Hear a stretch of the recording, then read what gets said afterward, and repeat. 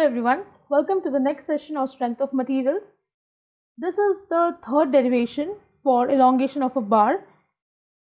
This bar is not tapered, it is a straight bar. It is held vertical. So because of the self weight of the bar, we will see how much amount of elongation takes place in it. Now let the self weight of the bar be P. Now if there is self weight, obviously the bar will get an elongation like this. So it will have some change in length. Let the initial length be L, and from this end B, I will assume at a distance x there is a small strip whose length is dx. Let the area of this strip be capital A. I am not writing any formula for it. I am not assuming a particular cross section. It could be a rectangular or a circular cross section. Here it doesn't matter because it is not of tapered type, it is of a straight type. So suppose if it is circular, you will take pi by 4 d square. If it is rectangle, you will say it is width into thickness. So that's very simple to calculate. So we will start with a particular term which is called as specific weight, which you must be aware of. Specific weight of a particular object is always going to be weight of that object. So I'll take weight of the body and divided by volume of body. So specific weight basically means that this entire body in a particular volume, how much amount of weight it is showing. So that is nothing but your specific weight. The unit for this term is Newton per mm cube. If you assume the unit is in mm, so it is Newton per mm cube. Let me assume the specific weight as W. Now the weight of the body, if you assume as P, I'll write P over here. Let me write the volume as capital V. Therefore, if you observe, P is going to be small w into V. Let me mark this as equation 1. Next, we will talk about stress on this body.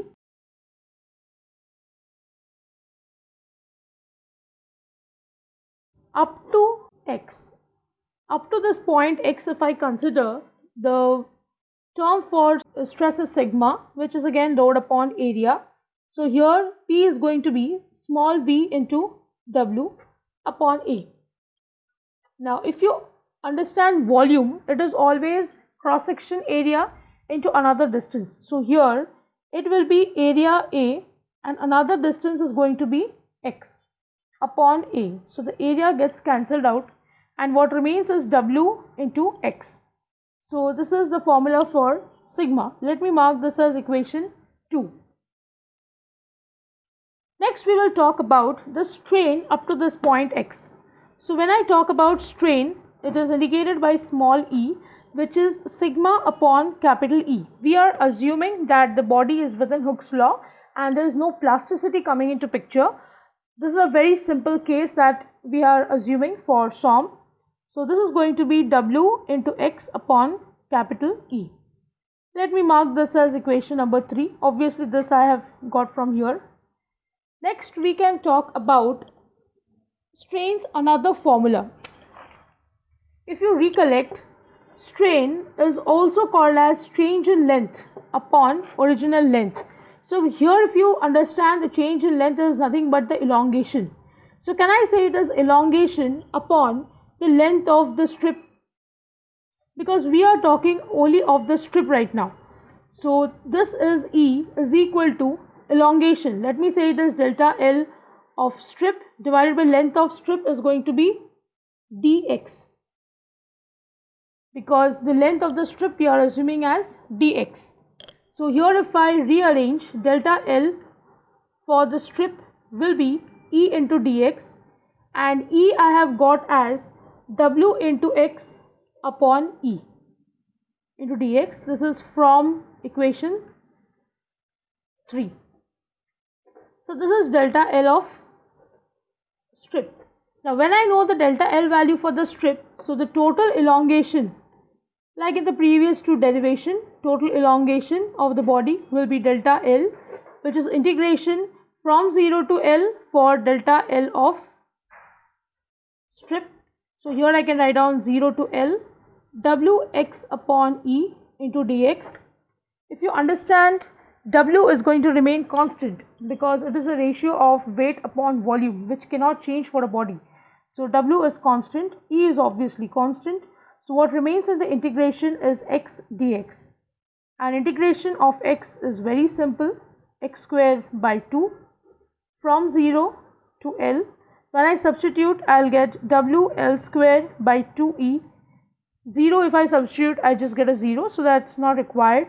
So delta L, or the elongation of a body under the effect of self weight, is going to give an equation WL square upon 2E, where small w stands for specific weight of the body, L stands for the length of the body, and E is a Young's modulus for that body. We have already solved two numericals. Here I have just come up with a additional numerical.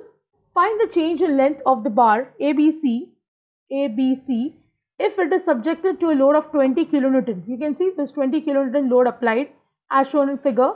Portion AB is 10 mm in diameter and portion BC is a tapered section. The diameter at C is 20 mm. The length of the portion AB is 1 meter and the length of the portion BC is 2 meter.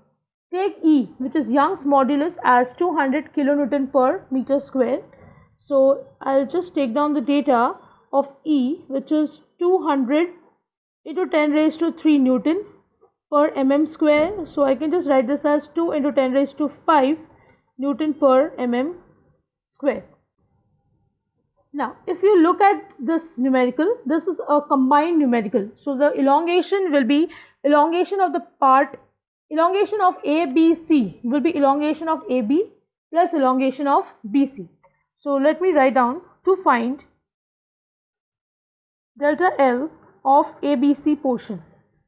So I can write down delta L of ABC will be delta L of AB plus delta L of B to C portion.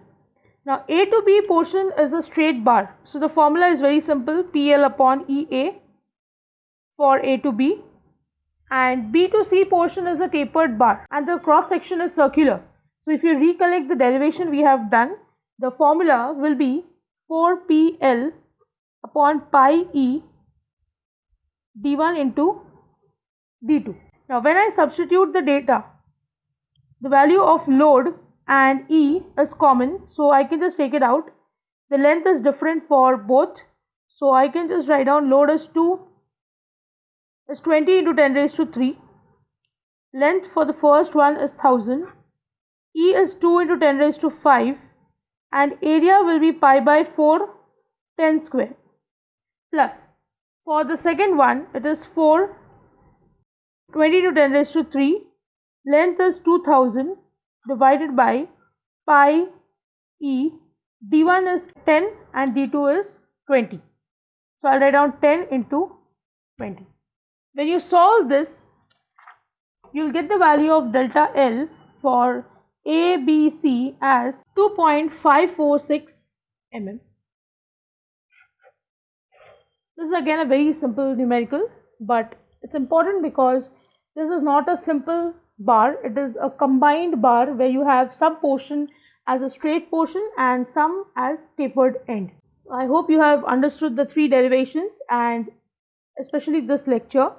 If you have any doubts or if you want me to solve any numerical, write to me in the comment section. Don't forget to like, share and subscribe to my channel. Hit the bell icon for latest updates of my videos. See you in the next session. Thank you.